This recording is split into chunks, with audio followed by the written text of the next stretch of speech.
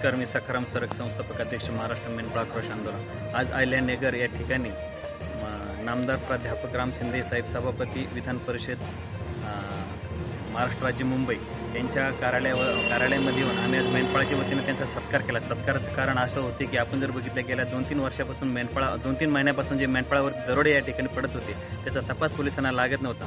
परंतु ज्यावेळेस मेंढपाळ या विधान भवनावरती साहेबांना भेटण्यासाठी गेलेले होते त्याचवेळी साहेबांनी अहिल्यानगर एसपी आणि संभाजीनगर एसपी यांना फोनवरून तपासाचे तात्काळ तपास करण्यासाठी सूचना केल्या होत्या आणि त्या खरोखर अगदी त्यावेळेस तात्काळ त्या ठिकाणी त्या 2 गुन्ह्यातील आरोपी पोलिसांना सापडले, मुद्देमालाचा आरोपी पोलिसांनी अटक केली।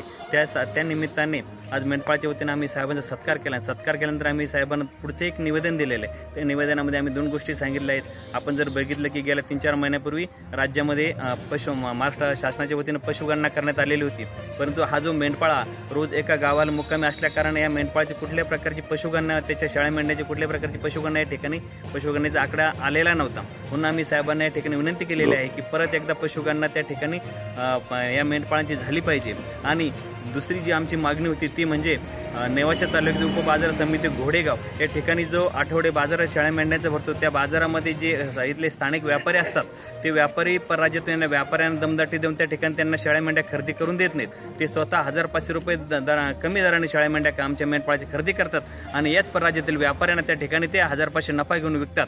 तर याही संदर्भात त्या ठिकाणी कार्यवाही झाली पाहिजे ही मागणी या ठिकाणी आज आम्ही साहेबांकडे केलेली आहे आणि त्या संदर्भात साहेबांनी सांगितलं की ठीक आहे की याच्यावरती तात्काळ या ठिकाणी कार्यवाही करण्यात येईल। त्याच्यामध्ये जी प्रति मेंढपाळ होती त्यांची पशुगणना झाली। आज मी माझ्या पशुगणना झाली 30-35 माझ्या गावात मेंढे त्यांची पशुगणना कोणत्या डॉक्टरांनी जाऊन केली काय करतो ती फिर आता सगळे मेंढपाळ जागेवर शाळले आहेत ना, त्यांची फिर पशुगणना झाली पाहिजे। शासनाची योजना लसीकरण वगैरे त्याच्याच आकड्याच्या गोष्टी ती फिर पशुगणना झाली पाहिजे। जिल्हा पशुवैद्यकीय आणि पुढचा एक विषय त्यात असा आहे की जे घोडेगावचा जो बाजार आहे, आठवडे बाजार, त्या ठिकाणी काही स्थानिक व्यापाऱ्यांनी जे बाहेर राज्यातून व्यापारी येतात बँगलोरवरून, त्यांना ते मेंढ्या घेऊन देत नाहीत। हेच कमी भावात 1500 स्वस्त आपल्या मेंढ्या घेऊन मेंढपाळ परिषदला बसतो ना। हो।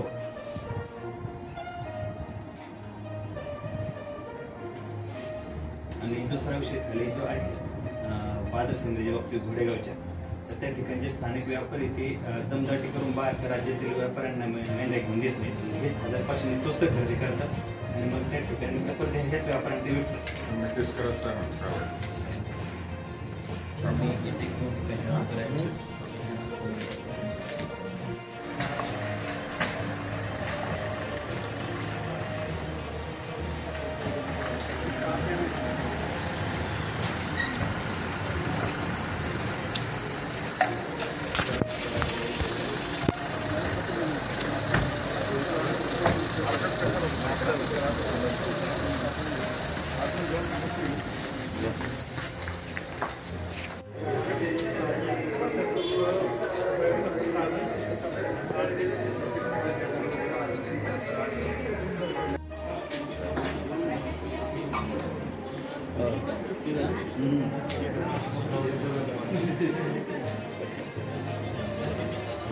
मुद्देमालाचा आरोपी पोलिसांच्या ताब्यात आहेत। याच निमित्ताने मेंढपाळाच्या वतीने असं या ठिकाणी